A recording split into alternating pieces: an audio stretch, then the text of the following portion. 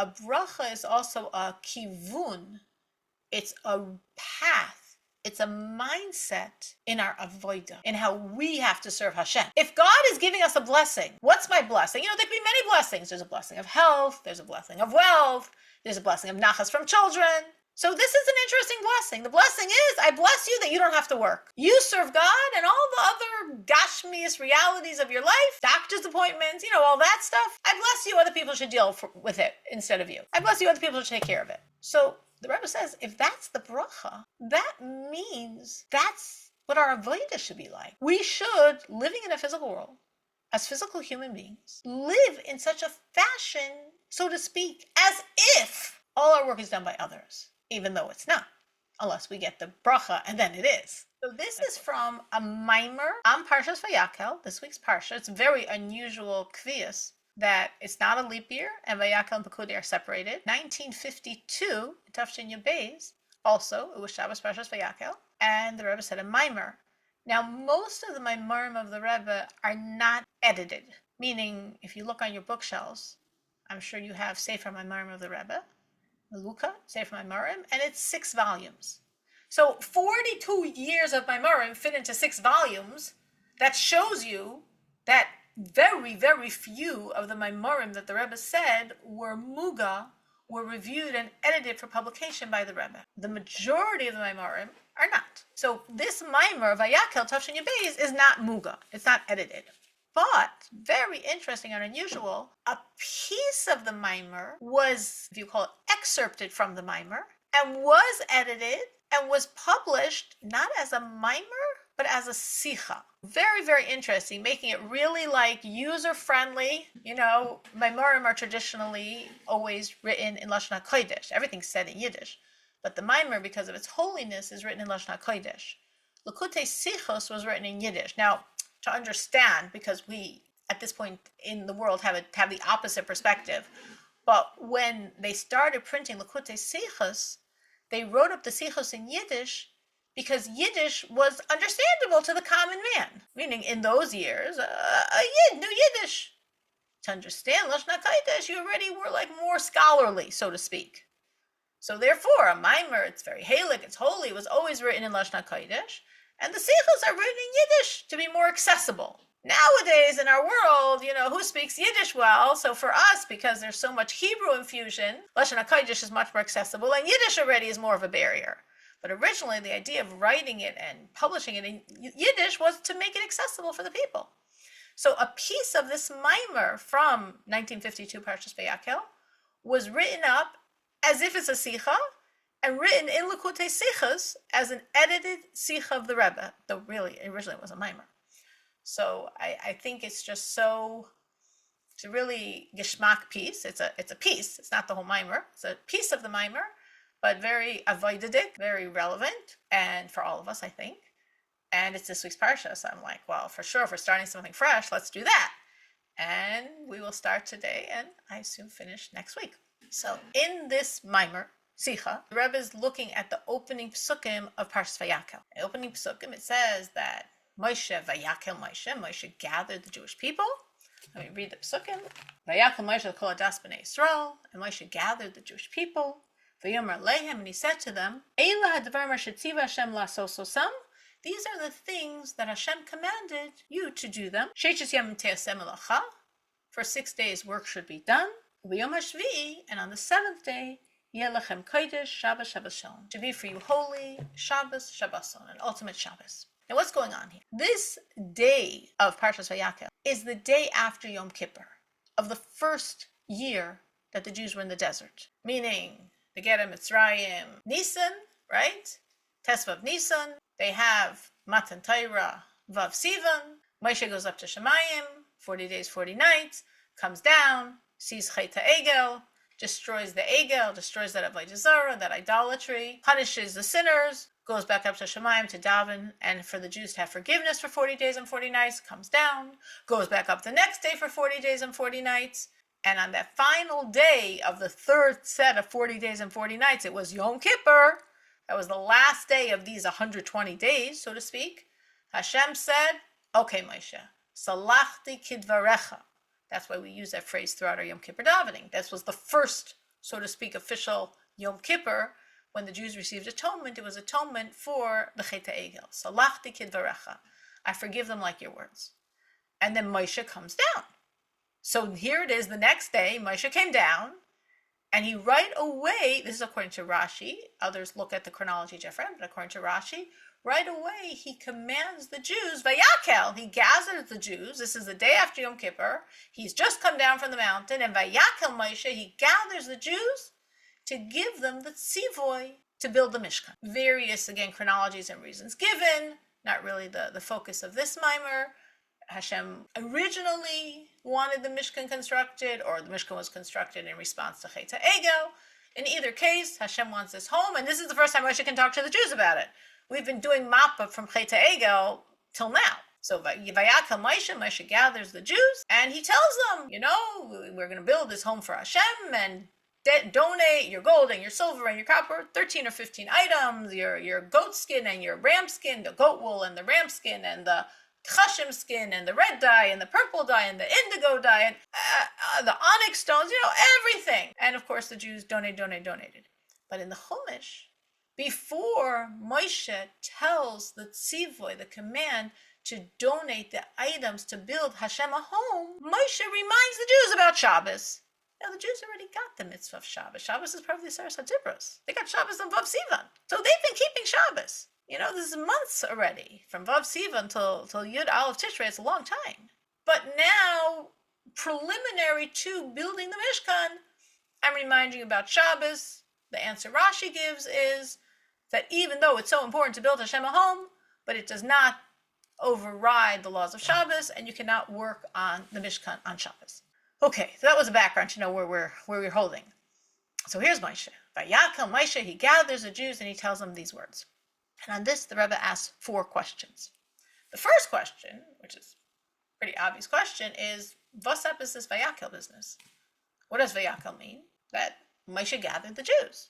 Well, every single time Moshe spoke to them, there was a Vaykhel, right? For 40 years, there's a Vaykhel every time, and even at a certain point, the Chumash explains, Rashi explains, they have the 2 chatzaisros, the shofars, the trumpets, and this blow means this, and this blow means this, and one of the blows means Klal Yisrael gathered together, Moshe's teaching us. So every single time Moshe talks to Klal Yisrael from the middle of Sefer Shemais through the end of Dvarim, it always could be a Vaykhel. But the Chumash never says Vaykhel. It just says, Vayomer Moshe. And Moshe said, we know there was some gathering, that's technical details. The Chumash doesn't record that. So what's the significance that here it says Vaykhel, and he gathered? Like, what's going on different than every other time before or after? That's the first question. The second question is, the pasuk said, I'll read it again to make sure it's clear. Okay, he gathers the Jews and he says to them, Eila hadvarim, these are the things, Asher tziva Hashem, that Hashem commanded Asososam to do them. And he goes on to talk a little bit about Shabbos for 3 psukim, very briefly. 6 days, work shall be done, etc.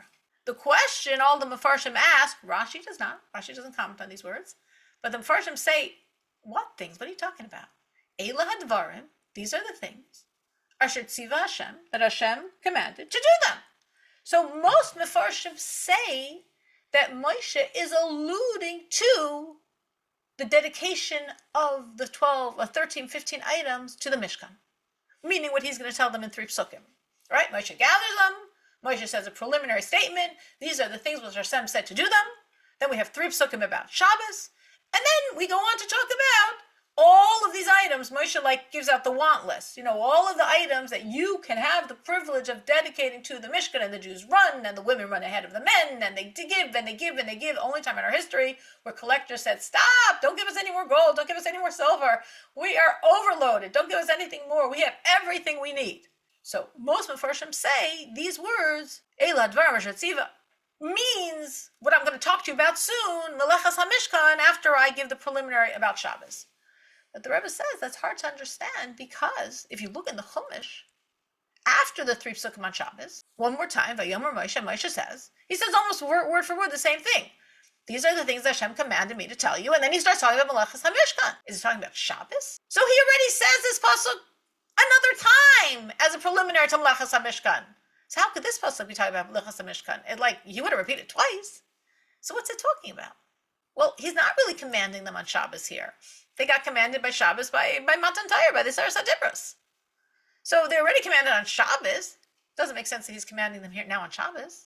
They're going to get the same introductory phrase in 3 psukim when he's going to command them on donating the items to the Mishkan. So that can't be what these words mean.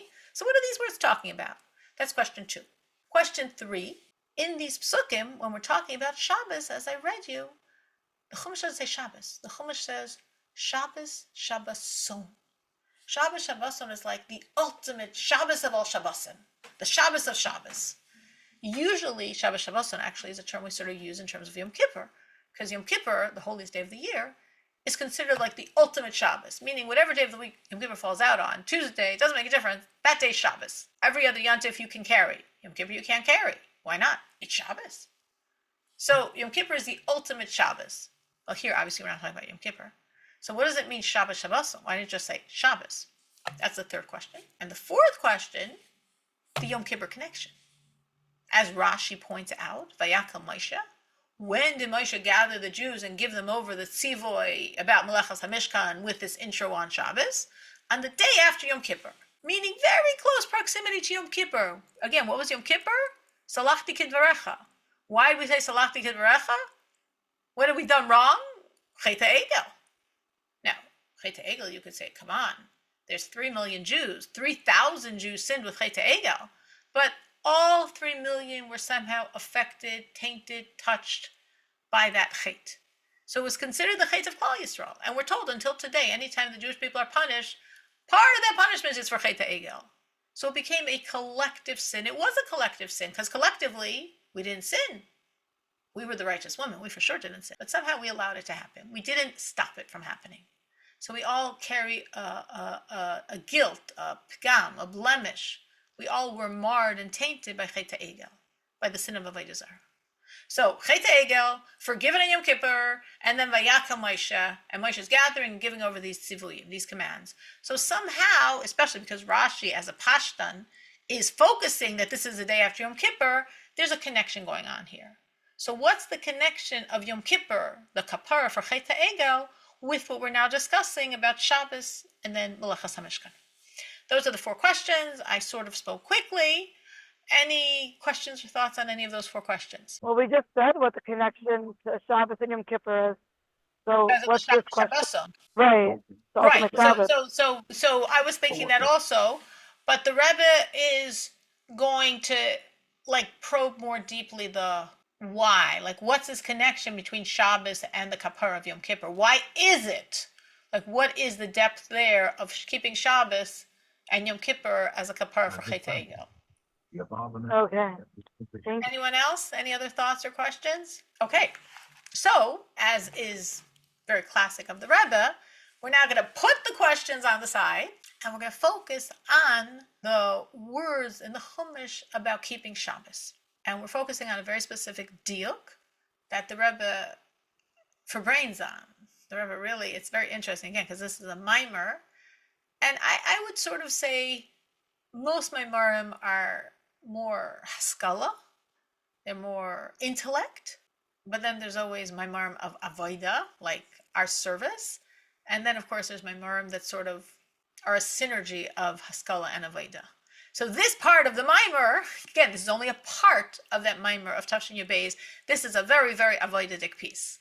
This is very, very heavy-duty avoida, especially, again, it's within a mimer.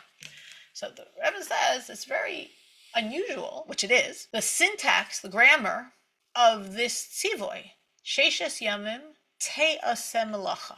Now, normally, you would say Sheishes Yamim, have Hebrew speakers here, what would you say? Sheishes Yamim? Ta'aseh melacha. Ta'aseh melacha. Thank you. I would say ta'aseh, same idea, exactly. That's how you say it. Sheishes Yamim Ta'aseh melacha. For 6 days, work. That's not te'aseh. What does te'aseh mean? How would you translate? It will be done. What? Will be done. Exactly. It will be. Te'aseh is nifel. It's passive. Work will be done. It's the passive voice. It's the memela voice. So we would think Sheishes Yamim Ta'aseh melacha. For 6 days work, and then rest on the 7th. But that's not what the pasuk says. The pasuk says, for 6 days work should be done. Almost of us, not by you. For 6 days, work should be done, and then you get to rest on the seventh. So based on this grammatical construction of the word, teyaseh, not ta'aseh, our Chachamim say, this is in the Mechilta, on this pasuk, Bizman Yisrael oisim ritzayna shel makom, when the Jews are doing the will of God, milachtam naseis al derech chayrim, their work is done by others. So this is a beautiful bracha. It's not that Hashem is saying 6 days you gotta work. Hashem is saying 6 days work should be done. Pesach is coming, fear not, your work will be done by others. Income taxes are coming, fear not, your work will be done by others. Teyaseh melacha, you serve Hashem and your work will be done by others. So that's a beautiful bracha, and we all embrace that bracha. The Rebbe says it is a bracha, but a bracha, and this very interesting concept of the Rebbe that maybe we could apply to other things in our life. A bracha is also a kivun. It's a path. It's a mindset in our avodah, in how we have to serve Hashem. If God is giving us a blessing, what's my blessing? There can be many blessings. There's a blessing of health. There's a blessing of wealth. There's a blessing of nachas from children. So this is an interesting blessing. The blessing is, I bless you that you don't have to work. You serve God and all the other gashmius realities of your life, doctor's appointments, all that stuff. I bless you, other people should deal with it instead of you. I bless you, other people should take care of it. So the Rebbe says, if that's the bracha, that means that's what our avodah should be like. We should, living in a physical world, as physical human beings, live in such a fashion, so to speak, as if all our work is done by others. Even though it's not, unless we get the bracha, and then it is. And of course, we know that's one of the brachas of Mashiach, that it will be. But here we're talking about even now, Let's be Hashem's spoiled child and let him take care of us. We all want to be taken care of. We all want to be nurtured. Hashem says, yeah, I want to nurture you. You be busy with my work, and you won't have to do the other work. But even when we still have to do the other work, the Rebbe is saying, don't be into it. Don't be into the work. It happens, Mamela. Sort of like, what does that mean? Don't be into it. We're such hard-working, driven people. I mean, everybody in this class is a hard-working, driven person. And, life sort of compels us to be hard-working, driven people. And the Rebbe says, no. Don't be a hard-working, driven person. Don't push. Don't prioritize.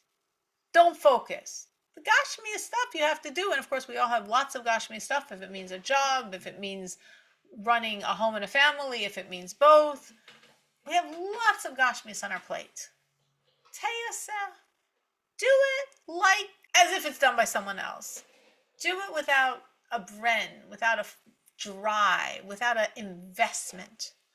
The Rebbe connects this to a pasuk in Tehillim, Yagia kapecha kiseichal, ashrecha v'tovlach. The work, the efforts, the yagia of your hands you shall eat, like your hands will toil and then you will eat the fruits of your labor. Ashrecha v'tovlach. So fortunate, so blessed. Ashrecha b'olam hazeh, tovlach b'olam haba. It's good for you in this world, it's good for you in the next world. So seemingly this pasuk is actually saying the opposite of what the Rebbe is saying here. Because the Rebbe is saying, Teyaseh! Don't be an overachiever. Don't be a pusher. Do it relaxed. Not so invested. Tehillim says, Tehillim says, Yagir kapecha kiseichal. You're working hard, the sweat of your hands, that's what's producing your bread. The Rebbe says, no. This pasuk is very in sync with what I'm saying. What is this pasuk saying? This pasuk is being very precise. Yagia kapecha. What should you eat off of? What should be sustaining you? What should be your sustenance? What should be your livelihood? Kapecha, your hands, your palms, your hands. Meaning, and not your heart, and not your mind, and not your investment of self. This It's pasuk, so ironic. Leah? Sorry, it's so ironic because today's Tehillim, so I close Chumash, there's a Rashi that they asked Bezalel, right? Bezalel made the iron, and Rashi says, why is it right after Bezalel? Because other people also did it. He invested his whole, he devoted his heart, his whole self into Malacha, so it's called after him.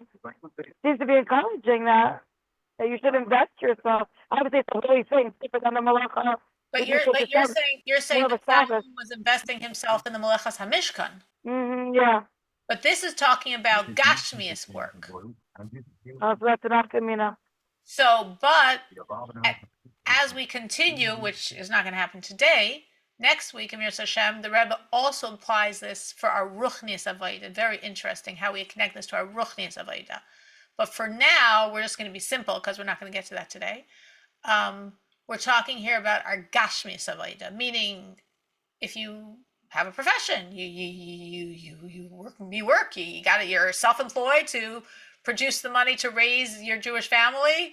You are working for someone else to have the money to pay your bills and run your Jewish home. Or your work, you don't only have to be working to create money. We as women and as, people living in this world, as I said, there's taxes and that's work, and there's arranging doctor's appointments and going to doctor's appointments, that's work. And there's shopping and cooking and cleaning, and that's work. There's everything involved in running a home and a family, that's work. All of that's Gashmi's work. So there's a lot of work we do. And ideally, we're being told the bracha is someone else is going to pick up the slack and do the work for us. But while we're still doing the work, the Rebbe is saying, do the work not with such investment of self. Yagia kapecha ki soichal.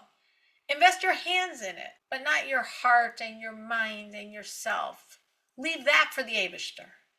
Invest your heart and your mind and self for your Torah mitzvahs. But for the gashmiest things you have to deal with, like paying your bills and balancing your checkbook and making sure there's enough money in this account for this and there's enough money in this account for this, you got to do it. But yagia kapecha.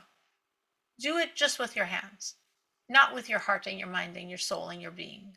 Leave that for the Eibishter. So the pasuk says, yagia kapecha ki soichal ashrecha b'toif. When you live this way, when your investment of self is in the Eibishter's inyanim, and your hands is what's invested in your gashmius, necessary for life, absolutely, but gashmius pursuits, then ashrecha b'tov lach. So a person could say, but it's not gonna work. I mean, there's a reason we're all driven and high achievers and all that. You got to make it in this world, and it's a tough and rough world. And if I'm so relaxed at work, I don't know if my boss is going to be too happy. And if I'm self-employed and so relaxed, I don't know if I'm going to find clients or keep them. And if I'm relaxed in terms of the doctor's appointments or paying the bills, I'll probably, make, whatever, have all these conflicting issues or not get appointments or get all these fines because I'm paying late. It's a beautiful idea that my heart and mind and soul should be reserved for the Eibishter, just my hands should be for the Gashmi stuff that we spend so much time on, but it's not going to work. So the Rebbe says it is going to work because there's another pasuk. This is a pasuk from Devarim. And in Devarim, the Eibishter says, Uverachecha Hashem Elokecha b'chol asher ta'aseh. Hashem will bless you in all that you do. B'chol asher ta'aseh, in all that you do, implies you have an obligation to do. Yes, you can't sit back and close your eyes and say, God, I'm so happy you're on my team, and feel free to take care of everything for me. No, the Eibishter says, I didn't make my world that way. You're workers. You got to do it. But Uverachecha Hashem Elokecha. The reason you will succeed is because Hashem is there for you. That's the only reason you will succeed. Because Hashem is there for you. Because Hashem is making it work for you. So the Rebbe says, if you think your success comes from you, what I'm telling you is very scary. I mean, I'm putting my own words. The Rebbe doesn't say it's very scary. It's scary. It's like, what? If I want to be a chassid, if I want to give Hashem my mind and my heart and I shouldn't be so invested, well, how am I going to make it? How am I going to succeed? How am I going to achieve what I have to achieve in life? You have to be a pusher to make it work. But if you understand, the bracha comes from Hashem. It doesn't come from you. Success isn't coming from you.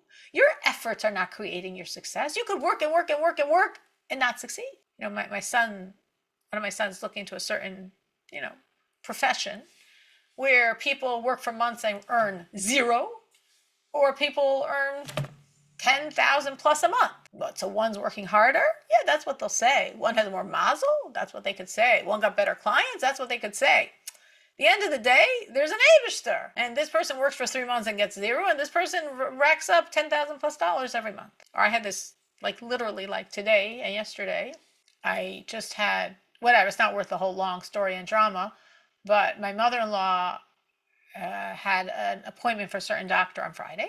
Okay, perfect, because she gets up Thursday from sitting Shiva, so we can still go to this doctor for Friday, very important. And then there were certain medical tests that she has to take, very, very important. And the hospital keeps trying to find time to schedule them in. And I get an email, they scheduled them on Friday, exactly the same time. So I call the first doctor situation. Can you reschedule? Yeah, no problem, in 2 weeks. I'm like, I don't think I want her to have to wait 2 weeks. But if we keep this appointment, we can't have that appointment. And if we keep that appointment, we can't have this appointment because they're on the exact same time on Friday, basically. I don't know what to do. Okay, whatever. And then also I realized they were supposed to schedule 2 tests on Friday from this hospital, but they only scheduled 1. And I called them, yeah, we're trying to fit in the second one. We know, we're trying, whatever. Okay. Which means schlep another time in downtown, and she needs this test, and whatever. So what happens? I made my phone call to the first doctor. They said nothing doing, 2 weeks. Today, lo and behold, or yesterday, I can't even remember the days anymore. Yesterday, lo and behold, someone canceled. There's a Thursday 9 o'clock opening. Wow, unbelievable. So there's no conflict anymore. So the first appointment was going to be fixed on Thursday, and we still have the test on Friday. And then today, like towards the end of the day, I get an email. Yeah, I called the hospital, and they said, yeah, we're working on it. What does that mean? I don't know. Suddenly it's scheduled. And it's scheduled at a time that we can do both of them, even though it's on a Friday in downtown. And I was like, wow. I mean, it's very obvious I didn't do either of those things. I didn't make someone cancel their Thursday morning 9 o'clock appointment with one doctor. I didn't make the hospital find a time slot that worked. I mean, and many more details that I'm skipping. There's a lot of drama that I'm skipping in this little situation. But it was just so clear to me that, like, yeah, I made my little efforts. I called the hospital. I called the doctor. Got nowhere with both of them. And Hashem made it all work out.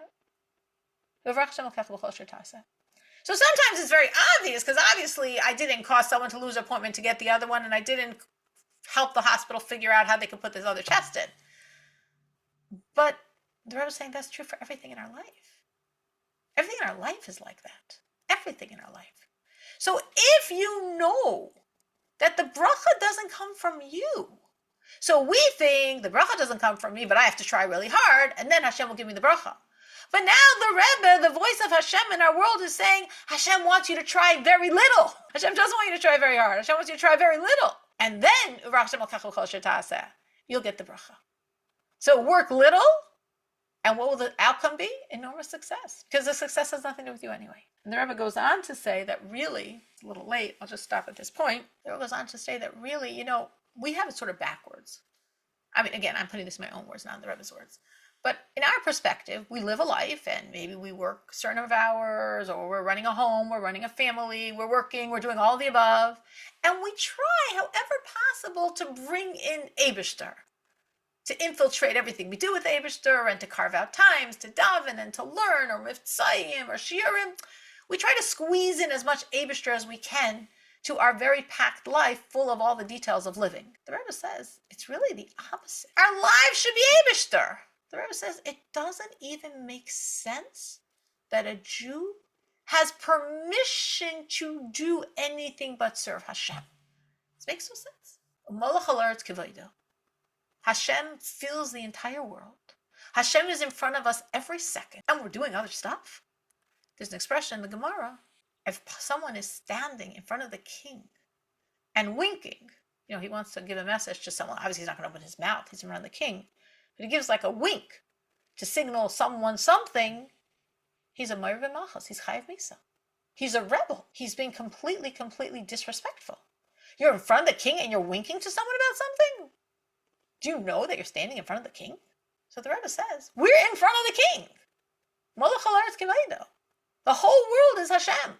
Hashem is in front of us every second. And we spend the majority of our time doing other stuff? That makes no sense. How are we even allowed to? So the Rebbe says, you know how we're allowed to? Because this pasuk says, Sheishas Yamim Tiyasem Alacha.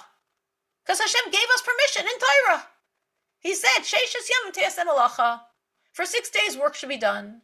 So that's giving us a heter, a reshus, permission to do something else in addition to avodas Hashem. But really, to be avodas Hashem, plus have permission to do something else. But the permission is, for 6 days work should be done. If you, like they give you a finger and you grab an arm, if you take that permission and run with it way beyond the scope of that permission and devote yourself, mind and heart and being to your Gashmias reality, you don't have permission for that. That wasn't part of Hashem's permission. Hashem didn't put that in his permission slip. It was a very limited permission. Just do what you have to do in a very Yagia Kapecha fashion. Investment of the hands, not involvement of self. Now you're going and you're involving yourself in your entire being. The Rebbe says, you don't have permission for that. You're back to being that person who's winking in front of the king, or worse. You're back to being a Merid B'Malchus. So when we look at what we do, if we can think about it from this perspective, the Eibishter wants us to be serving him. And even when we're doing our Gashmias, we're serving him. I love, like what you had said before, when she goes shopping, she brings a Mifsayim. So, is this a shopping trip? It's a Mifsayim trip, and she does a little shopping on the side. And that's like how we're supposed to be living our lives. We're Yidden. We're Jews. We're in this world serving Hashem, and Teyaseh on the side, we do other stuff, which shouldn't create the success it creates. But since Avrach Hashem L'chech B'chol Asher Ta'aseh, Hashem makes it work anyway, in a very, very bountiful fashion. So we are in the middle, and Hashem, we will finish next week. Thank you so much for